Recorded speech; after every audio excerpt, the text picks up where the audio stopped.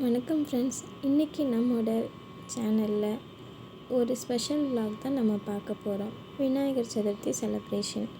எல்லாருக்கும் தெரியும், விநாயகர் சதுர்த்தி அப்படின்னாலே பிள்ளையாருடைய பிறந்த நாள் தான் அது. விநாயகர் கணேசன், விக்னேஸ்வரன், கணபதி அப்படின்னு பல பேருக்கு ரொம்ப ஃபேமஸானவர். அவர் எப்போவுமே நம்ம வாழ்க்கையில் நன்மை அப்புறம் எல்லா தடைகளையும் நீக்கி வைக்கிறது, நம்மளை வளர்ச்சி பாதையை முன்னோக்கி கொண்டு போகிறது அப்படின்னு ரொம்ப ஸ்பெஷலாக நம்ம வாழ்க்கைக்கு தேவையான எல்லா வெற்றிகளையும் முன்னாடி நின்று பண்ணி கொடுக்கறதில்ல இவரை அடிச்சுக்கிறதுக்கு ஆளே கிடையாது. அதனால தான் இவர் முதல் கடவுள்னு சொல்கிறோம்.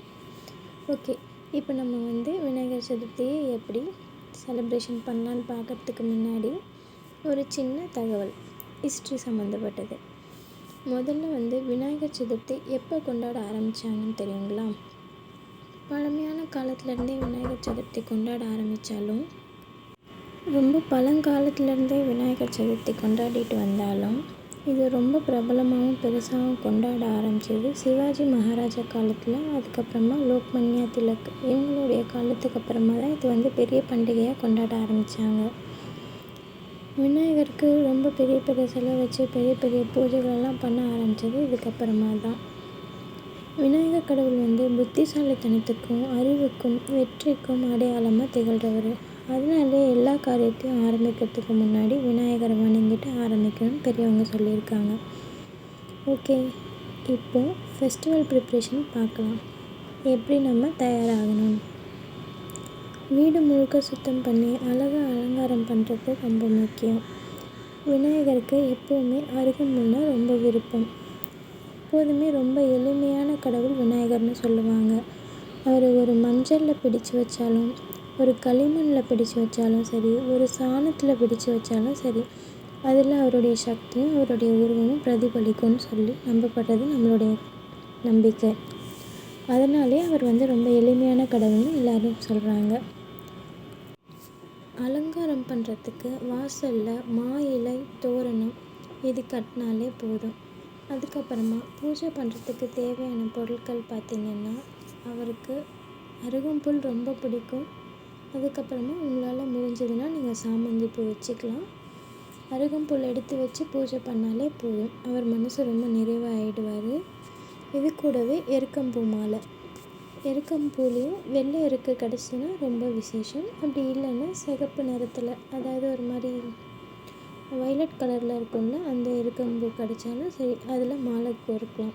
இதெல்லாம் பாருங்கள், ரொம்ப எளிமையாக நம்மளுக்கு கிடைக்கக்கூடிய பொருட்கள். ஒரு அடிப்படையான பொருளிலேருந்து கூட அவரை பூஜை பண்ண முடியுன்றதுக்காக தான் இந்த பொருளெல்லாம் அந்த காலத்தில் பயன்படுத்தியிருக்காங்க. இதெல்லாம் வச்சு வழிபாடு பண்ணாலே அவருடைய முழு ஆசீர்வாதம் நமக்கு கிடைக்கும். சரி, இப்போ அலங்காரம் பண்ணுறதுக்கு பூ தேவை. வெத்தலை பாக்கு, பழம், எருக்கம்பூ மாலை, அருகம்புல்.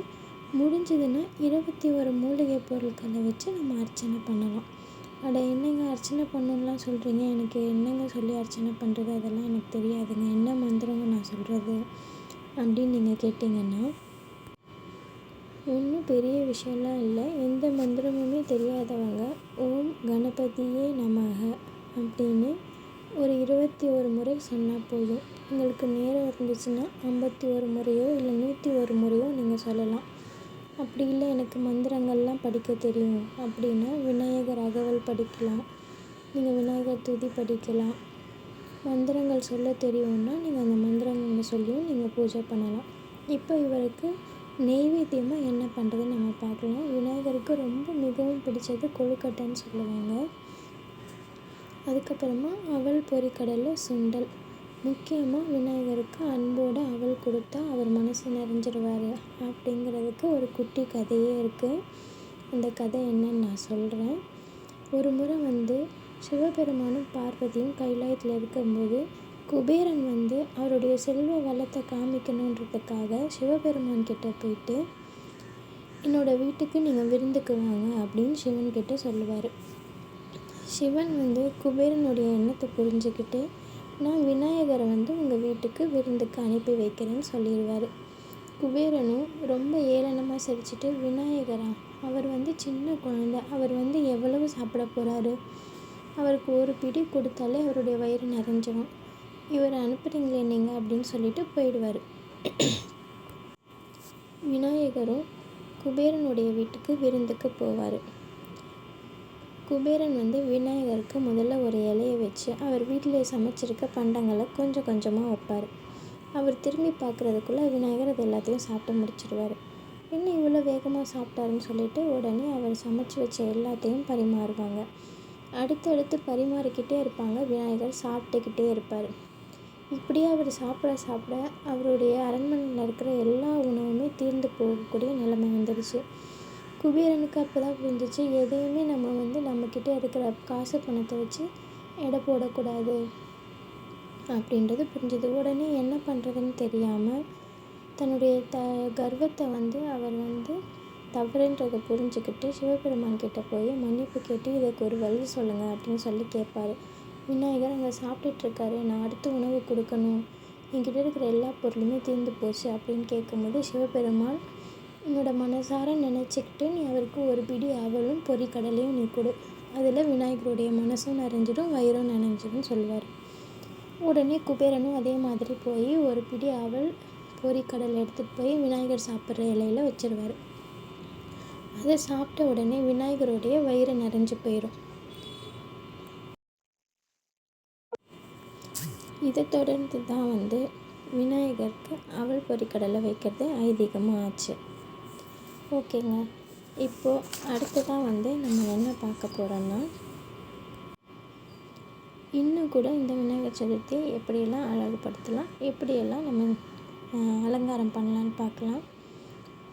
இயற்கையான மலர்கள் ரொம்ப அவருக்கு பிடிக்குன்றதுனால அதை வச்சு நம்ம பின்னாடி ஒரு திரை மாதிரி அமைச்சு அதை ஃபுல்லாக அலங்காரம் பண்ணலாம். இறுதியாக அவருக்கு தூப தீபம் காட்டி நம்ம செஞ்சு வச்ச நெய்வேத்தியெல்லாம் எடுத்து வச்சு பூஜை பண்ணி மனசார நம்மளுக்கு என்ன வேணுன்றதை அவர்கிட்ட வேண்டிக்கிட்டால் அவர் நிச்சயமாக நம்மளுக்கு வேணுங்கிற எல்லாத்தையும் கொடுப்பாரு. அப்புறம் நான் இன்றைக்கி இவ்வளோ கதைலாம் சொல்லிவிட்டு நீ கொழுக்கட்டை செய்யலையம்மான்னு கேட்டிங்கன்னா, இன்றைக்கி என்னோடய சூழ்நிலை இன்றைக்கி என்னால் கொழுக்கட்டை செய்ய முடியல. அதனால் நான் வெறும் அவல் பொரிக்கடலையும் அதுக்கப்புறம் கொஞ்சம் பழ வகையெல்லாம் வச்சுட்டு லட்டு வாங்கி வச்சு சுண்டல் செஞ்சு வச்சு பூஜை பண்ணியிருக்கேன்.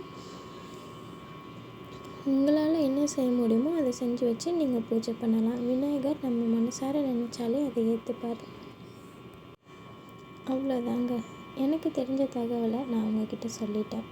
இன்னும் இதில் நான் சொன்னதில் ஏதாவது தப்பு இருந்துச்சுன்னா கமெண்ட் பாக்ஸில் கமெண்ட் பண்ணுங்கள். இதுதான் நம்ம விநாயகர் சதுர்த்தி செலிப்ரேஷனோட விளாக். உங்கள் வீட்டில் நீங்கள் எப்படி செலிப்ரேட் பண்ணீங்க, என்னென்னலாம் செஞ்சீங்கன்றதை கண்டிப்பாக கமெண்ட் பாக்ஸில் கமெண்ட் பண்ணுங்கள். எல்லாருக்கும் விநாயகர் சதுர்த்தி நல்வாழ்த்துக்கள். வீடியோ பிடிச்சிருந்தால் லைக் பண்ணுங்கள், ஷேர் பண்ணுங்கள், சப்ஸ்கிரைப் பண்ணுங்கள். அடுத்த வீடியோவில் சந்திப்போம். ரொம்ப நன்றி. என்னம்மா நன்றின்னு சொல்லிவிட்டு அதுக்கப்புறம் மறுபடியும் பேச ஆரம்பிக்கிறியே அப்படின்னு கேட்காதீங்க.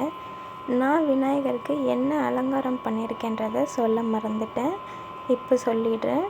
நான் இந்த விநாயகர் சிலையை ஒரு 7 வருஷமாக வச்சு பூஜை பண்ணிகிட்ருக்கேன். விநாயகர் சதுர்த்தி அன்றைக்கி எடுத்து பூஜை பண்ணிவிட்டு அதுக்கப்புறமா திரும்ப எடுத்து நான் மேலே வச்சுருவேன். அன்றைக்கி மட்டும்தான் எடுத்து விநாயகருக்கு பூஜை பண்ணுவோம். ஒரு வருஷமும் ஒரு மாதிரி அலங்காரம் பண்ணுவேன். இந்த வருஷம் ரொம்ப சிம்பிளாகவே அந்த கிரீடம் மாதிரி இருக்க இடத்துல வெறும் பூ மட்டும் வச்சு அலங்காரம் பண்ணிவிட்டு 2 பக்கமும் அருகம்புல் வச்சு அலங்காரம் பண்ணியிருக்கேன். இந்த வருஷம் எனக்கு வெள்ளை எருக்கம்பூ மாலை கிடச்சிது. அதனால் வெள்ளை எருக்கம்பூ மாலை சாற்றிட்டு பிள்ளையாருக்கு துண்டு போட்டிருக்கேன்.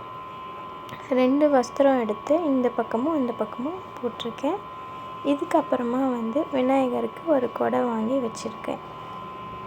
வருஷம் களிமண் விநாயகர் வாங்கி வச்சு அவருக்கு அபிஷேகம் பண்ணி அதுக்கப்புறமா இவரோட சேர்த்து ரெட்டை பிள்ளையாராக வச்சு தான் பூஜை பண்ணுவேன்.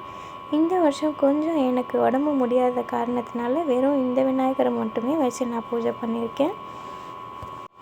யாரெல்லாம் 2 விநாயகர் வச்சு பூஜை பண்ணுவீங்க அப்படின்றதையும் சொல்லிடுங்க. நான் பூஜைக்காக ஒரு புது மணக்கட்டை வாங்கி இந்த வருஷம் வச்சுருக்கேன். எப்போவுமே நான் ஒரு ஸ்டூல் வச்சு தான் விநாயகர் அது மேலே வச்சு பூஜை பண்ணுவேன். இந்த வருஷம் தான் முதன் முறையாக மணக்கட்டையில் வச்சு பூஜை பண்ணுறேன்.